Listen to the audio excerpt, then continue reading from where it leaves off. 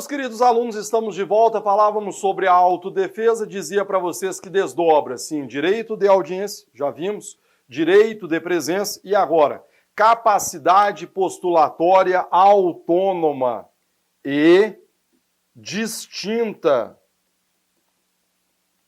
do acusado em relação ao seu defensor. Colegas, qual é a ideia desse último desdobramento da autodefesa, destacado aí por alguns doutrinadores?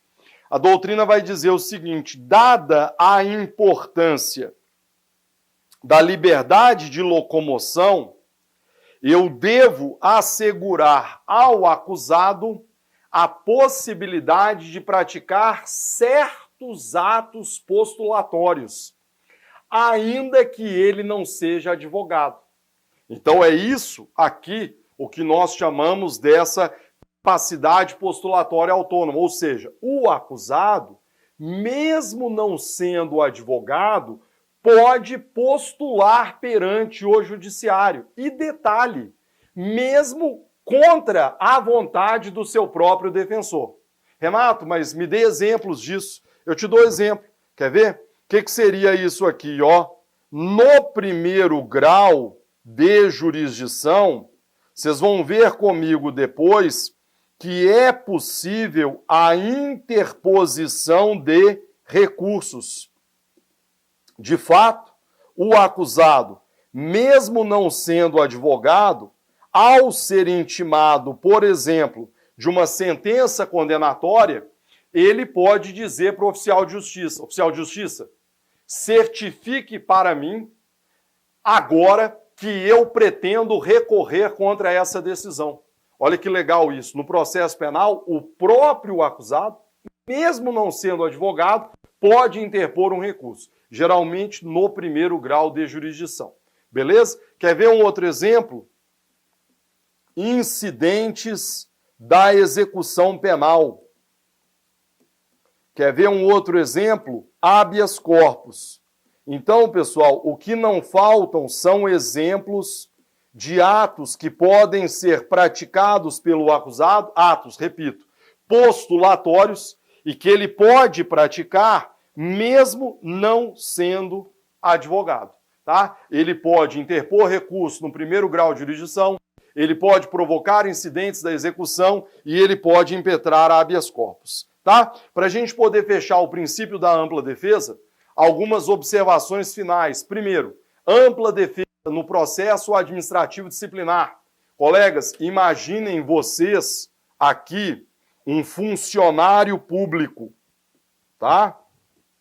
Um funcionário público que chegou atrasado durante um mês inteiro, um funcionário público que abandonou o cargo. Aliás, estou até lembrando aqui, Xará, a minha primeira causa como advogado foi um abandono de cargo por um primo meu. Eu lembro que eu tinha acabado de tirar a OAB, aí ele virou para mim e falou assim, Renato, você tem OAB, não tem? Eu falei, tem. Você advoga em processos administrativos disciplinares? Xará, a câmera da sinceridade. Advogo? Advogo. Minha especialidade nisso, sabe nem o que era isso, cara. Tremendo assim e tal, né? É aquele negócio, rapaz, você faz de tudo, cara. Recém-formado, Xará. Você vai virar e falar, não, eu só atuo em processos criminais. Meu filho, né? Tem que advogar em tudo. E não é vergonha não, cara. Vergonha é não trabalhar. Né? Você está trabalhando honestamente, você vai estudar, vai fazer o seu melhor, pronto, com o abonário justo, vou cobrar 5 milhões, né? Nem 129 milhões aí por um contrato de 5 anos, vou cobrar um valor justinho ali, mas é o que você vai fazer. Senhores, tem direito à ampla defesa? Primeira pergunta. E será que essa ampla defesa, no processo administrativo disciplinar, ela abrange a assistência por advogado? No seu material, ampla defesa no processo administrativo disciplinar. Tem direito? Sim. É assegurada a ampla defesa, vírgula. porém, não há necessidade de defesa técnica. Então, cuidado com isso aqui. Sei que não é matéria minha, né? Estou invadindo aí a matéria do Barney, nosso querido direito administrativo, tá? Mas isso aqui, pessoal, é algo já bem sedimentado. Não há necessidade de defesa técnica. Esse meu primo me contratou como advogado, mas não havia necessidade. Agora, isso não significa dizer que não haja direito à ampla defesa. Existe sim. Ele tem direito à informação, ele tem direito à reação, aquela ideia de contraditório, e ele tem direito à apreciação dos fatos e do direito por um órgão imparcial. Sobre o assunto, vocês vão tomar cuidado que havia uma súmula do STJ falando sobre a assistência de advogado como obrigatória, mas esta súmula foi cancelada. E foi cancelada porque o Supremo editou uma súmula vinculante em sentido contrário. Vejam, a falta de defesa técnica no processo administrativo disciplinar não ofende a Constituição. Legal? Cuidado com esse tópico para não confundi-lo com o tópico subsequente, que é algo diverso. Aliás, quando eu falo de processo administrativo disciplinar, põe na tela para mim, esta súmula vinculante, ela não se aplica à execução penal. Cuidado amanhã na hora da prova, tá? Essa súmula não foi pensada para a execução penal. Por isso que, aliás, eu citei o exemplo do funcionário público, que está respondendo a um PAD, porque, por exemplo, abandonou o cargo, chegou atrasado durante um mês. Tá? Em sede de execução penal, o raciocínio é diverso. E é diverso por quê? Porque, meus amigos, aqui nós estamos lidando com a liberdade de locomoção do ser humano. Não há nada mais sagrado que isso. Lembra da pandemia? Pô, pandemia, cara. Você ficou enclausurado dentro de casa, com geladeira, fogão, internet. E ali já vivemos um caos. Imagine, então, no sistema carcerário. Eu sempre cito aqui o exemplo de um amigo meu que, durante a pandemia, ficou enclausurado com a sogra. Pense nisso, Xará. Você teria condições de viver com a sogra durante 6 meses? Você tá maluco, rapaz. Qualquer casamento acaba. Aí o casamento dele estava quase que acabando, a sogra saiu. Aí você fala, ufa, mas saiu para morar num apartamento ao lado. Pô, não dá. Apartamento do lado, Xará, do lado. Juro para você, é porta com porta. Você tá maluco, filho. Quer dizer, a sogra, para ir na sua casa, ela abre uma porta e abre outra. Acabou. Não vai dar. Eu já dei prazo lá, acho que mais um ano não vai, não. Não dá. Criança pequena, aí a vovó vai lá todo dia, começa a interferir no casamento, começa a interferir na criação dos filhos. Meu Deus, a sogra tem que morar, é aquele ditado que fala mesmo, né? Tem que morar longe, não tão longe para vir de mala e não tão perto para vir de chinelo. É isso mesmo, rapaz, senão não dá não. Você tá maluco, né? Sogra. Senhores, põe na tela para nós, ampla defesa em sede de execução penal. Sobre o tema, primeiro, súmula 533 do STJ. Para o reconhecimento de falta disciplinar no âmbito da execução penal, é imprescindível o PAD, pelo diretor do estabelecimento prisional, vejam, assegurado o direito de defesa por advogado constituído ou defensor público nomeado. Então vejam que a súmula deixa claro que em sede de execução penal, não só assegura-se o direito de defesa, como também é obrigatória a defesa técnica, porque cá para nós, com todas essas mudanças que têm ocorrido em sede de execução penal, se mesmo para nós que somos profissionais é complicado você conhecer a execução penal, pior ainda para o apenado, que não teria conhecimento nenhum sobre o assunto. Outro julgado importante, tese de repercussão geral fixada no tema 941. Está aqui na tela para vocês, ó. A oitiva do condenado pelo juízo da execução penal em audiência de justificação realizada na presença do defensor e do MP afasta a necessidade de PAD, assim como supre eventual ausência ou insuficiente defesa técnica no PAD, instaurado para apurar a falta grave durante o cumprimento da pena. A ideia aqui, colegas, depois vocês fazem a leitura completa do slide, é a seguinte: vez por outra o cara praticou uma falta grave. Vai ser instaurado o PAD pelo diretor do estabelecimento prisional. Só que em alguns casos, o juízo da execução penal é mais rápido. E ele consegue ouvir este apenado com a presença de advogado e com a presença do MP antes da conclusão desse procedimento administrativo disciplinar. Nesse caso, sem problema nenhum, você pode aproveitar todo esse material para o reconhecimento da falta grave e a aplicação das respectivas sanções. Beleza? Para a gente poder concluir, súmula 639, também execução penal. Está aí na tela para vocês dizendo que, abre aspas, não fere o contraditório e o devido processo legal, decisão que, sem a oitiva prévia da defesa, determina transferência ou permanência de custodiado em estabelecimento penitenciário federal. A gente sabe que hoje tem sido relativamente comum essa transferência de presos. Então, o cidadão está preso aqui em Guarulhos, num presídio estadual, e por determinado motivo ele é transferido para presídios federais de segurança máxima. A regra é que haja a oitiva da defesa com antecedência. Só que, meu amigo, esta regra nem sempre poderá ser observada. Porque imagine você que há um motim, há uma rebelião, que do interior do presídio, presos estão ordenando crimes naquela cidade, naquele estado, né? Ônibus são queimados, trens, né, são atacados e assim por diante. Você vai ouvir a defesa para determinar a transferência desse preso para o estabelecimento federal de segurança máxima? É óbvio que não. Então, desde que haja fundamentação nesse sentido, a defesa será ouvida a posteriori, é o que a gente falou, é o chamado contraditório diferido, ao qual vocês devem ficar atentos. Legal? Eu vou deixar no material de vocês uma prova do MP de Santa Catarina. Vocês vão perceber durante as aulas que sempre que eu encontrar, eu vou procurando, né, pessoal, me atualizar com provas aí, eu vou trazendo para vocês. Ó, uma prova de Santa Catarina do MP.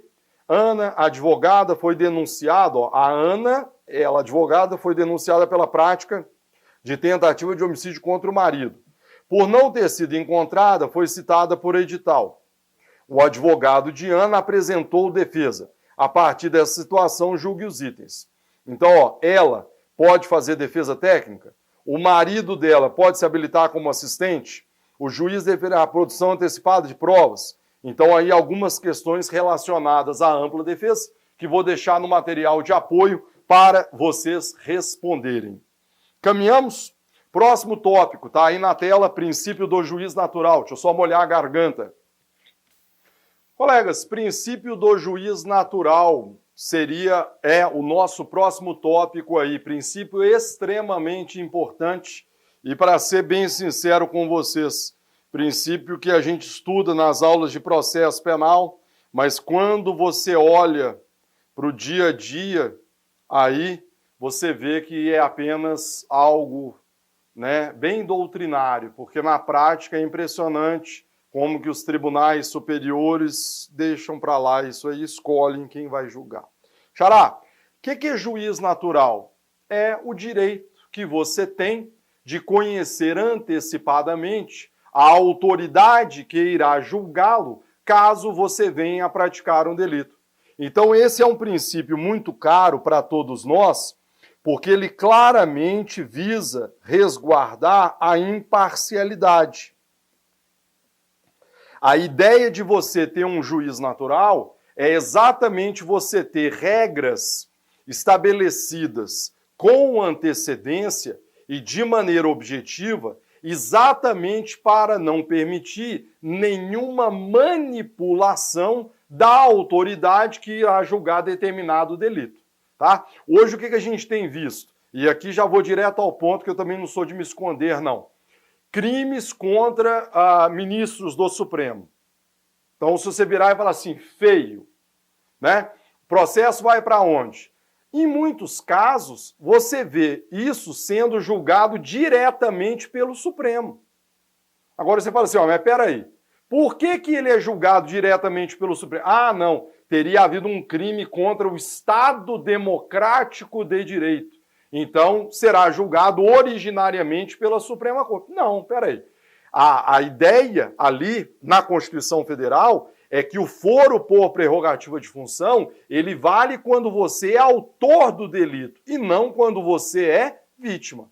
Então, não é o fato de determinado ministro ser vítima do delito que autoriza que o julgamento seja originariamente da competência do Supremo. Mas é o que a gente vê em vários casos para o nosso terror aí. Caminhamos? Senhores, princípio do juiz natural, conceitue para mim, tá aí na tela, vejam. É o direito que cada cidadão tem, então, de conhecer antecipadamente a autoridade que irá julgá-lo, caso ele venha a praticar um fato delituoso. Previsão constitucional. São 2 incisos do artigo 5º.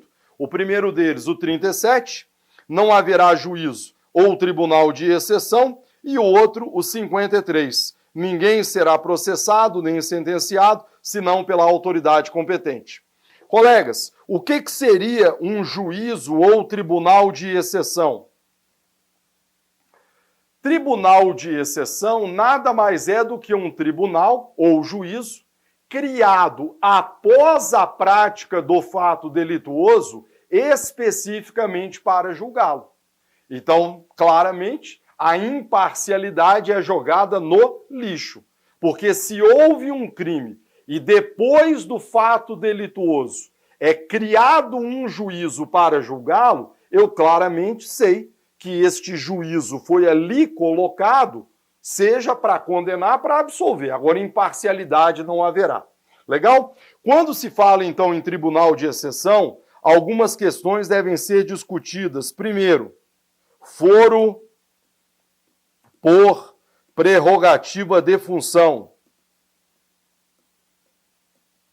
Será que o foro por prerrogativa de função viola o princípio do juiz natural? Será que o foro por prerrogativa de função seria uma espécie de tribunal de exceção? Não.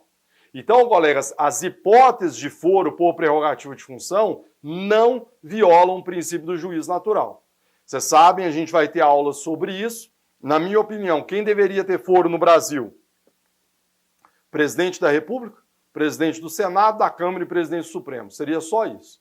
É assim? Não. Por quê? Porque é um privilégio. E privilégio no nosso país é distribuído para todo mundo que tiver algum cargo. Então, no Brasil, todo mundo vai ter foro por prerrogativa de função, que claramente presta um desserviço ao sistema como um todo. Se você pegar o caso Master, isso aí fica bem simples de ser visualizado. O processo tramitava onde? Em primeira instância. Aí, num piscar de olhos, é atraído para o Supremo. Por quê? Porque teria havido menção a um deputado federal. E aí, meu amigo, as coisas já começam a tramitar de maneira bem morosa, né? Com algumas decisões bem controversas, para não dizer outra coisa, proferidas lá pelo ministro Dias Toffoli. Então, este é o problema. Dizer que foro não é privilégio no Brasil é querer fingir que você não está vendo as coisas. Legal? Agora, viola o juiz natural? Não. Porque, bem ou mal, as hipóteses de foro por prerrogativa de função já estão previstas na Constituição Federal, em constituições estaduais e na própria legislação infraconstitucional. 2. Justiça especial. Eu atuo perante a justiça militar, que é uma justiça especial. Então o examinador pode perguntar para você, candidato, as justiças, entre aspas, especiais, são exemplos de tribunais de exceção? Não. Também não, pessoal. E por que que não? Você pode discutir se deveria haver justiça militar, é uma discussão que você pode fazer. Agora, fato é que se trata de uma competência pré-estabelecida, prevista na Constituição Federal e na legislação infraconstitucional. Então não é um tribunal de exceção e não viola o princípio do juiz natural. Legal? Então olha só, ó, tribunais de exceção. Observações pontuais, principais características. Ó, já falei, criado depois do fato, fora do judiciário, poderes para julgar um caso ocorrido, atribuição de competência com base em fatores específicos, né? A escolha sem critérios gerais para investidura, tá? Cuidado com isso. Justiça especial não é tribunal de exceção. Competência originária não é tribunal de exceção, tá?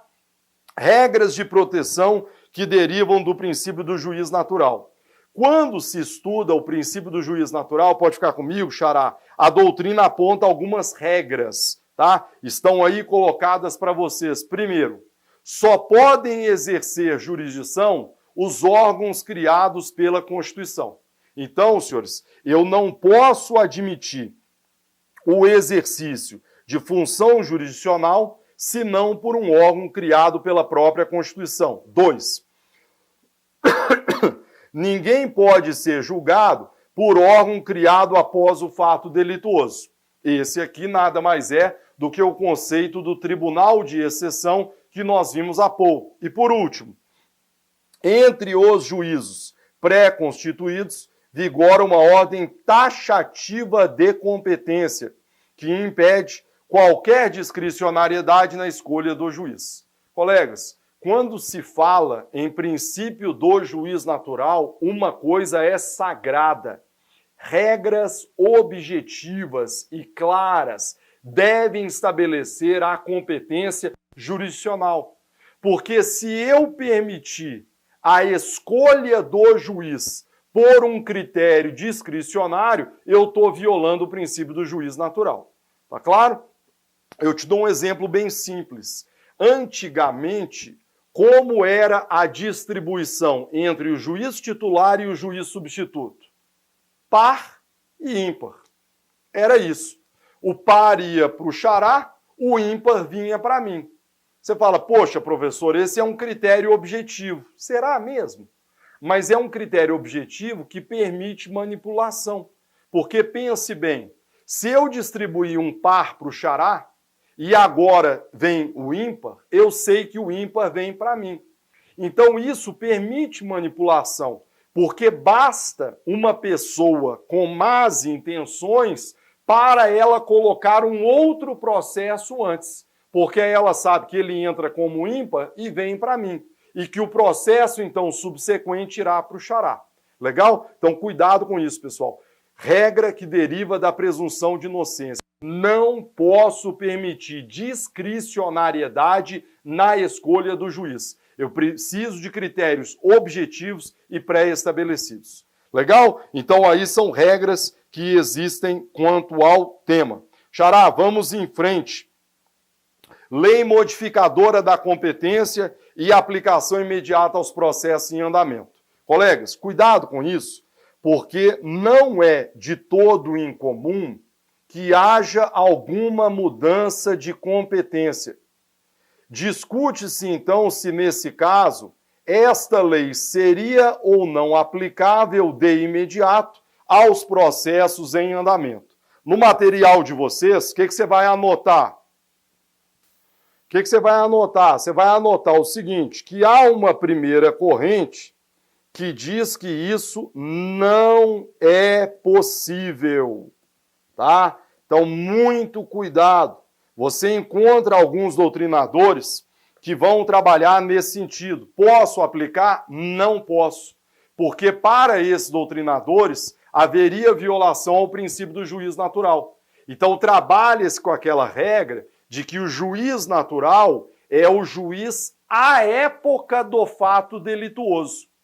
Então, se eu pratiquei o crime e à época a competência era militar, vai ficar aqui. Cuidado com isso, essa posição é minoritária. Tá? Porque qual é o entendimento dominante? O entendimento dominante, pessoal, tá? Segunda corrente.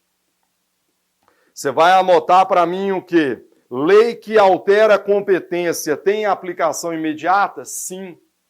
A lei que modifica a competência tem aplicação imediata aos processos em andamento. Essa é a regra.